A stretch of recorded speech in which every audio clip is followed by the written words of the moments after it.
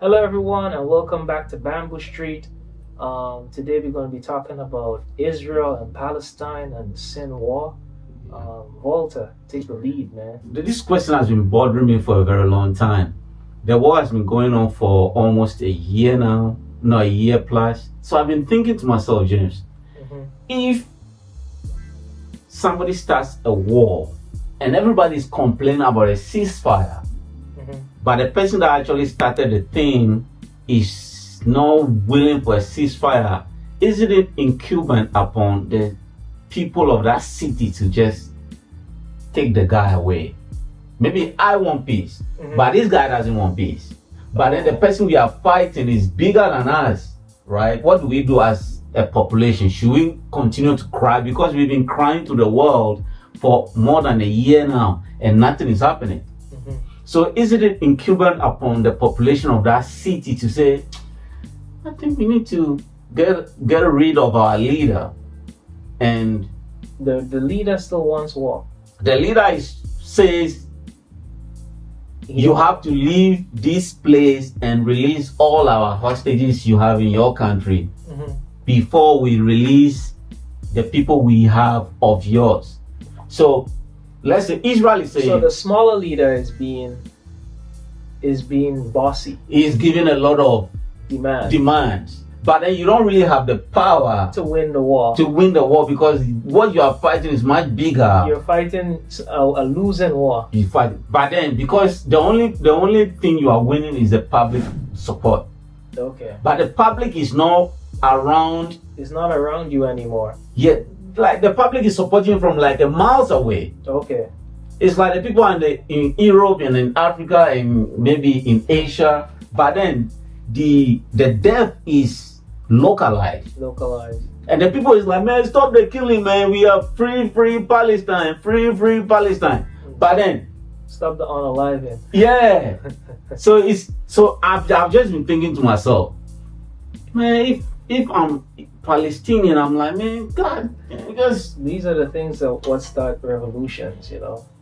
Yeah, but like when you have leaders who don't put the people before their own agenda causes revolutions and greater suffering. Like one reason why I kind of like Trump is because he puts America in some way before everything else.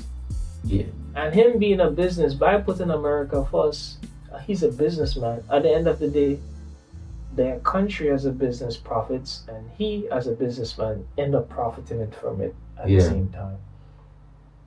You know, but he tends to do it that way. And that's one thing I like about him, because you can say what you want. Yeah. Yeah, so you know, this is crazy. This guy has been given a lot of demands until today's Saturday. Until Thursday. That what make him change his mind? A bullet made him change his mind. Oh, so they shot at him and they got him. They got him. Oh, he's injured or not? No, he's unalive now. Oh, wow. So he didn't change his mind. But the bullet changed his mind. The bullet changed his mind. He didn't change his mind. He died with his mind. His mind the same way. It's like when they say you're being stubborn and not listening to the voices that are speaking to you. So the comment online is like, people are saying he has an open mind now. Oh, wow. Because the bullet really opened his mind. You need to see the image. The bullet really opened his mind. Okay. So now, that's the question I used to ask myself. If the people had stopped him, maybe the killing would have stopped. So I'm thinking, maybe now that he's dead, do you think it's now incumbent upon Israel to say, okay, it's time to stop the bloodshed? What do you think? I don't think they're gonna stop. Yeah, that's what Israel is saying. Israel is like, Israel is now giving their own demand now. He said, okay, if you don't want to get hurt anymore, release all the hostages, because they still have hostages. But now the leader is dead. If the leader is now dead, should the people just say, man, F this, man, we're gonna just go and negotiate what you really wanted? But I think the new people in power don't even have anything that they really wanted, because they probably didn't even want this war in the first place. But now that they're there, they're trying to figure it out because they didn't have a plan. No, the plan is all thrown into disarray. No, because they no thought one has a plan. You know that what gave them the false confidence was because everywhere in the world, most like 80% of the world was supporting Palestine. Everybody like free. So they thought maybe if they keep fighting long enough, Israel is gonna stop. They're gonna put pressure, like even with the silly guy who Unalive. No, he was not the embassy. Oh, he thought that was the only one. No, that was just so silly, man. That opened the agenda. No, 3 other people did it after him. Like in the same place. No, different embassies. Oh, right. So and like you see, all of this happen. No one is freeing them. No one is freeing them. They're still in the same scenario. A lot of people died for it. 42,000 people. Innocent people also paid for it, whether they got mutilated or different body, like because they drop bombs and all kind of things. Also, it's like some of the most horrific, painful deaths, and still we're back to where we were. With just a higher body count. Yeah, the bombs that the Allied forces dropped on Dresden in Germany is not tantamount to the one they drop on Gaza.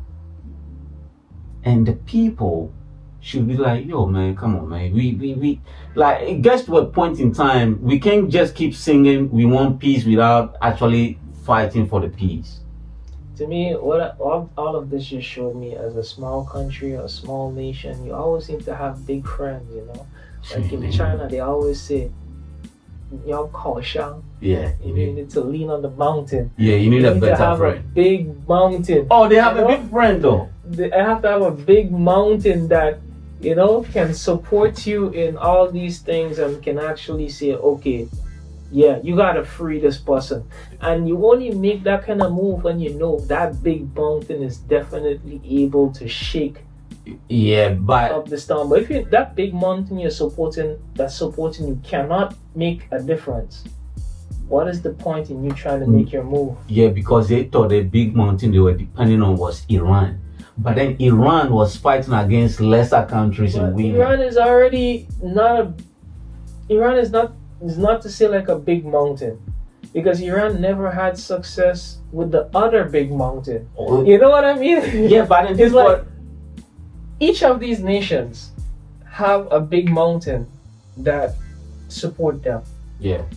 If your big mountain is not able to take down the other one, what is the point in you even trying? You see, this is the facade that Iran puts on people's eye, because the Iran is looking at it. Hezbollah and Hamas are looking at Iran's proxies or backers. So they think anything that happens to Iran, Russia is going to come to their aid. So in their mind, it's going to trickle down to... So that was what they were thinking of first. So when the war started and the bombs started flying, the only thing Iran could do was like, Israel needs to stop. So Hezbollah, now let's go to this Palestine. Now let's go to Lebanon. Hezbollah has been maybe flying objects into Israel since 8th October. They were like, if Israel doesn't stop the bombing of Hamas in Palestine, we are not going to stop firing rockets into Israel. That's their demand. Until Israel stops bombing Palestine, we are not going to stop bombing Israel. And Israel's like, you sure you want to do that? So they've been doing that since last year. So now that Israel has maybe conquered all of Gaza, like Gaza is now in ruins, like they built everything in Gaza is done. Now they turn the guns on Lebanon now. So they've been bombing Lebanon for the past 3 weeks now. So the leaders of Hezbollah were all unalive. Their replacers were unalive. The replacement to that replacement was also unalive. So now Hezbollah is saying, we want peace. I'm like, but you told us if you don't stop bombing Gaza, you are not going to give us peace. Now you say we want peace without Gaza. This doesn't make no goddamn sense. Israel is like, hell no. Hell no.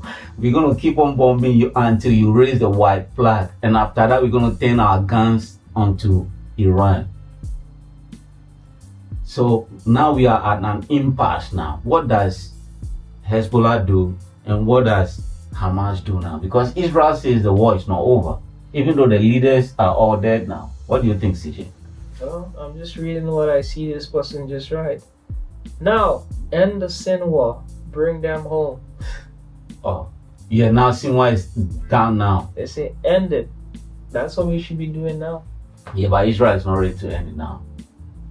So Israel is having their fun. yeah, Israel is having fun. And the person who used to like be the peacemaker, the US, they're very quiet. You know why they are quiet? Because I think down deep in their heart, They want these people gone. They don't believe in some of the things that they're doing. But then again, it kind of works out with their maybe ulterior motive. Yeah, because for Hezbollah, the leader Nasrallah, he bombed America's embassy in Lebanon, and more than 200 people were unalive. More than 200 American servicemen were unalive. So America has been looking for this guy for a very long time. So last week, Nasrallah and his commanders and successors were all unalived. Apparently, the US has a 10 million bounty on his location and his financial dealing. So we all know who benefits from this. Yeah, so America can tell Israel to, because by extension, America is just happy, but they cannot tell the world they are happy because Israel is doing America's dirty work now. And the whole thing is, I just want it to stop because I think Israel has gone far enough and a lot of people have been unalived. So I think it's time for at least some peace, man. We need some peace because especially the kids, you know, it's gone too far now. Yeah, that's like the worst thing to do, like be raised in a war zone as a kid. You know, people go to war and suffer from PTSD. Imagine the kids. Imagine you as a kid, you grew up in PTSD. Yeah. And anyway, man. Hopefully. Yeah. Hopefully it ends. Hopefully it ends. If you see the flyers online, the people are begging for it to end. Yeah, but it's just people with their pride. You know, everyone having their pride. I want to show they have big balls, given the shit going on. But it's time, man. And guess who is making all the money? The people manufacturing the bullets. They don't care. The people manufacturing the bullets and the people who selling oil, because the prices are going higher and higher. Yeah. Anyway, guys, peace and love. Don't forget to smash that like button and subscribe if you're not subscribed. And you know how it is. See you guys in the next one.